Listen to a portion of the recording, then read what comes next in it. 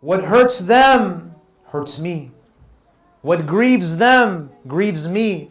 أَنَا حَرْبٌ لِمَنْ حَارَبَهُ. I am at war with whoever is at war with them. وَسِلْمٌ لِمَنْ سَالَمُ. And I am at peace with whoever is at peace with them. The Prophet says, what pains them pains me. After Muawiyah realized that the peace treaty that he agreed to with Imam al-Hasan was backfiring on him, he decided to administer poison to Imam al-Hasan through his wife Ju'da. The narrations, the historical accounts tell us that Muawiyah poisoned Imam al-Hasan 5 times. Multiple attempts to get rid of Imam Hasan al-Mujtaba. Until on one occasion Muawiyah sends a letter to Rome asking the Roman emperor for the most severe type of poison they have. He requests a specific type of poison. He mentions it in the letter. The response comes back from Rome that we do not typically give this type of poison to human beings. This is a type of poison that we only reserve for our worst enemies. Muawiyah says that this poison, I want to purchase it to give it to my worst enemy. I want to give it to the grandson of the one who says Jesus is not the Son of God. Imagine. They send the poison to Sham from Rome. Muawiyah receives it and he sees that this time the poison has come in a special container. This time the poison came in a stone container. It was not put in any other container other than stone, because if it was put in metal, it would have melted through the metal. This is the type of poison that was given to Imam al-Mujtaba. On the day that Imam al-Hasan alayhi salam was poisoned, the narrations say that he was fasting. Our Imam alayhi salam, he was fasting on the day that he was poisoned. Usually when you're fasting, you anticipate your family preparing iftar for you, some food for you. His wife Ju'da gave him that poison on an empty stomach after a long day of fasting. As soon as Imam al-Hasan consumed that poison, he immediately felt the effect of the poison and he said, لَقَدْ تَقَطَّعَتْ أَحْشَائِي. Immediately Imam al-Hasan, he says, I can feel my intestines melting. He sees that he doesn't have very much time left. He calls for his brother Imam al-Husayn. Imam al-Husayn alayhi salam, he rushes to Imam al-Mujtaba. He rushes to his brother. The narration saying that when Imam al-Husayn enters the room, he looks at the pale face of his brother. The narrations say that Abu Abdullah, he begins to cry when he sees the condition of his brother. When Imam al-Hasan sees that his brother Hussein is crying, what does he say? He says, Aba Abdullah, in kunta bakiyan fabki nafsak.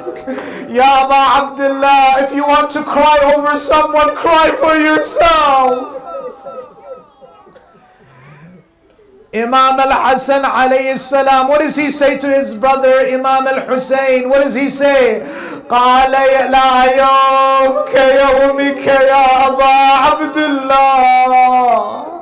Ya Aba Abdullah, do not cry, because there is no day like your day. Imam al-Hussein alayhi salam, he sees that his brother is vomiting blood. He brings a bowl for him to vomit in. He's vomiting blood. Imagine how Imam al-Hasan felt at that moment to see his beloved brother. There is a knock on the door.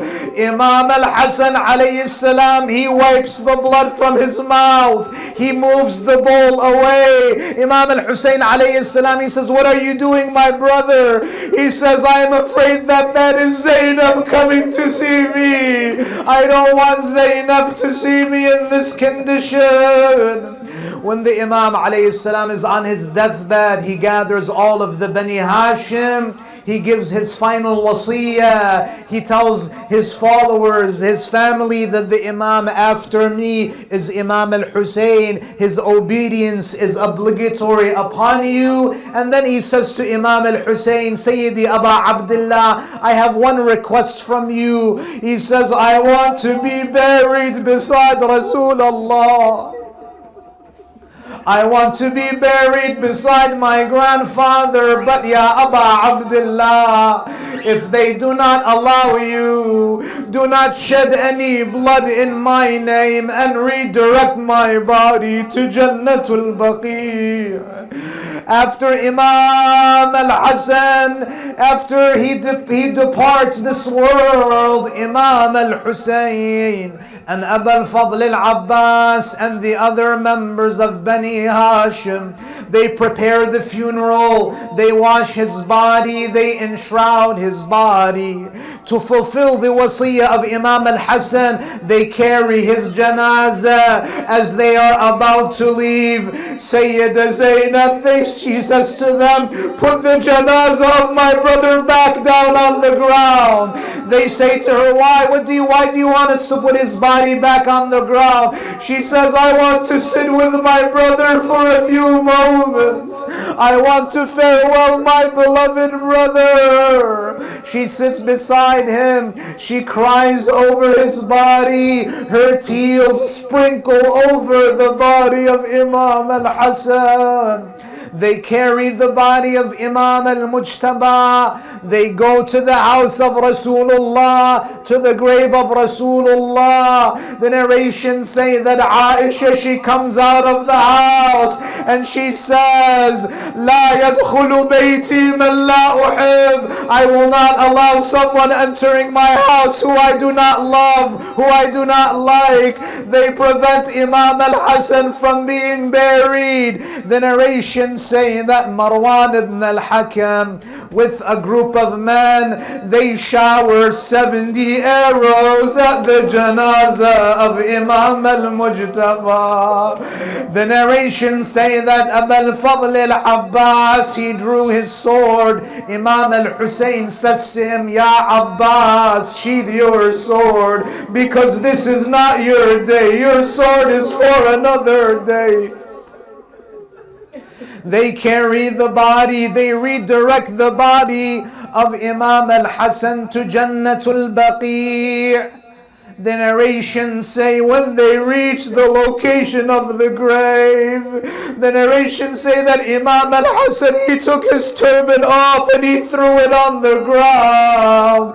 He cried over his brother. What does he say? He laments his brother Imam al-Hasan, saying, أَأَدْهُنُ رَأْسِي